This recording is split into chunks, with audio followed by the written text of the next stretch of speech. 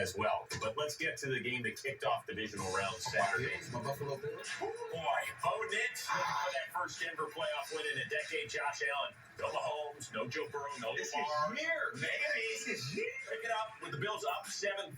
Turnover bug got a big hit by Alex Singleton and recovered by Hufanga. Oh my goodness. First of all, James Cook, man, you better than that. But man, they laid the pad to him. You see that hit? How about this? Bo Nix to the offensive lineman Frank Crum, the kid out of Wyoming who said, I didn't even catch a touchdown in backyard football. That was sweet. That has to be every offensive lineman's dream right there. That has to be really dope. First offensive lineman to catch a touchdown in the playoffs since Nick the City 4 seasons ago. 10 game. Little Jordan Savage, who came in because of injury, really dialed it up. That was about line there. Usually that route comes across the field with the quarterback. He doubled back, came back, did a Dino post. Great throw by both. Made up for little Jordan Humphrey's earlier touchdown drop. As for Al, what are we doing? No timeouts left. Hang on to the football. This is a critical error. Yeah. I mean, we've seen that before in Josh Allen's play. A lot of times when the weight of the world is on his back, he's trying to do what he can. He can't get the ball. Yeah, he gets wrapped up by Nick Benito and Devin Key with the recovery. Looked like David Edwards, the offensive lineman, had it, but it squirted out. Led to a Broncos field goal and a 10-point halftime lead.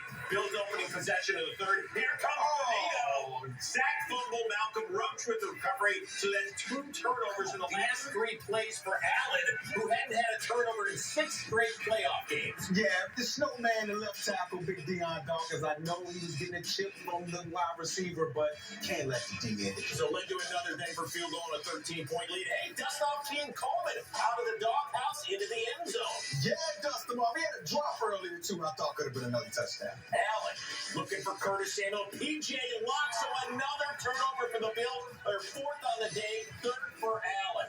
And his first thrown pick in the last 204 postseason passes. Ouch! Oh, my goodness. Come on, Joshy Boo. You know how great he's been in the 4th quarter this year. To Dalton Kincaid, just like the game winner last week. And Allen's 19th touchdown accounted for.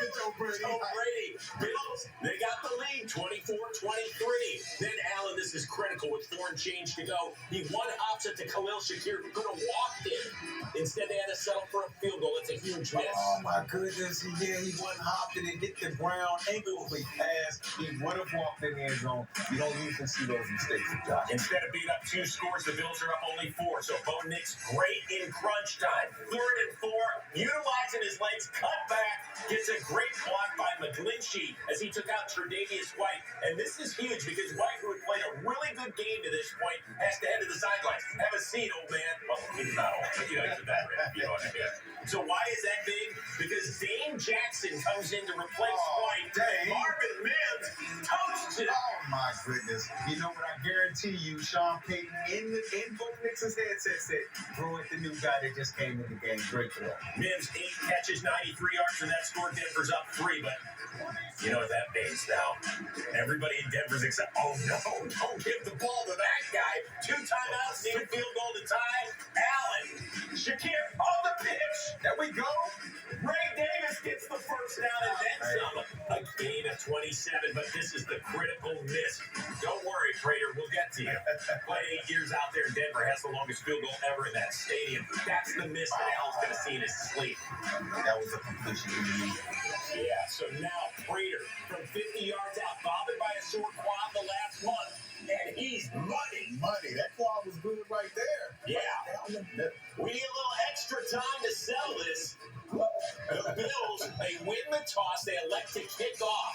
Broncos go 3 and out, so now next score wins. Allen, winless in his career in overtime, including the playoff to Cooks. What happened here? It's called an interception to Jaquan McMillan. That was a catch. Well, another look here. In fact, Sean McDermott called the timeout so they'd get another look at it. It looks like Cooks has got it. And he's there. Rolls over. McMillan takes it away. They stick with the ruling on the field of interception. We will hear more from Coach McDermott on this one and Brandon Cooks coming up a little bit later. It is a great play. You never quit on the ball. Wow. And he ended up taking it away. So it's time right now for our drive of the day, presented to you by Mercedes-Benz. Bo Nix looking for his 8th game-winning drive this season alone. That would be a single-season record. Looking for Cortland Sutton, another huge play. Taron Johnson, call for PI. Bills don't love the call, but you can see he gets just a touch hands. He's trying to show the refs. No. But even if this penalty is not called, and remember, that is a spot foul, pass interference, and Allen can't believe it. This would have been called on the backside of the play, Joey Bosa with a late hit. So it would have been an automatic first down. Oh, that's regardless, Joey. Yeah, it is. So now another critical play. Nix running to his left. Fractures his right ankle. Now, you can see him start the favorite, trying to shake it out. He stayed in the game. Okay, trying to run it off. Now, next play, looking for Mims again, and there's Tre'Davious White. It's P.I.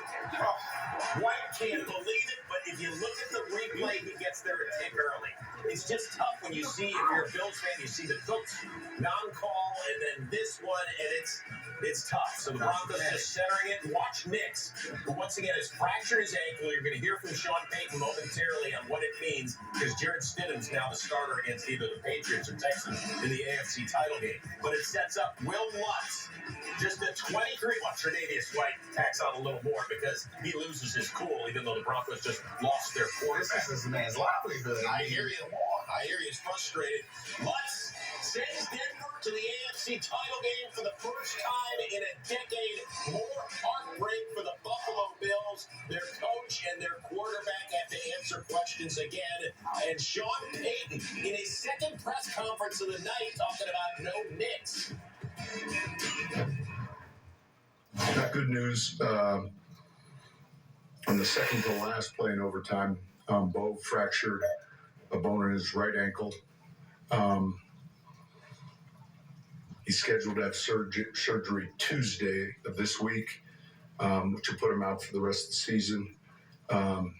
Said he's ready to go.